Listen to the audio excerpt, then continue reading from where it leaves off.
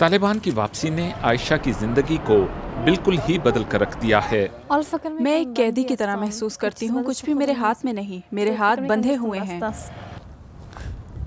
عائشہ کی UN میں ملازمت پروجیکٹ کے بند ہونے کے سبب ختم ہو گئی۔ طالبان کی اقتدار میں واپسی کے بعد سے میں خود کو کہیں کھو چکی ہوں۔ میں وہ لڑکی ہی نہیں رہی جو ہوا کرتی تھی۔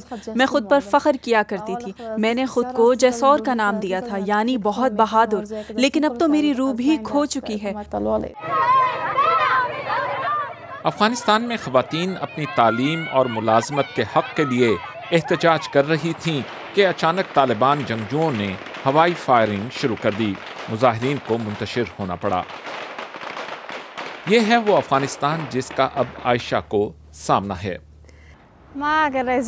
اگر میں صدر ہوتی تو پہلا کام یہ کرتی کہ صرف خواتین کی حکومت بناتی، ایک بھی مرد اس کا حصہ نہ ہوتا۔ میں یہ یقینی بناتی کہ خواتین اپنی مرضی کی ملازمت کر سکیں، انہیں پڑھنے، بغیر کسی خوف کے آزادی سے رہنے اور اپنی مرضی کی زندگی گزارنے کی اجازت ہوتی۔ عائشہ کی آئیڈیل دنیا وہ ہے جس میں خواتین کے کام کو سراہا اور تسلیم کیا جائے۔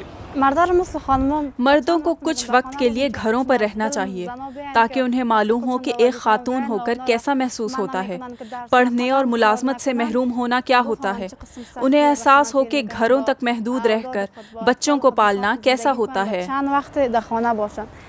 عائشہ کا کہنا ہے کہ وہ عوامی زندگی سے تقریباً کٹ چکی ہیں۔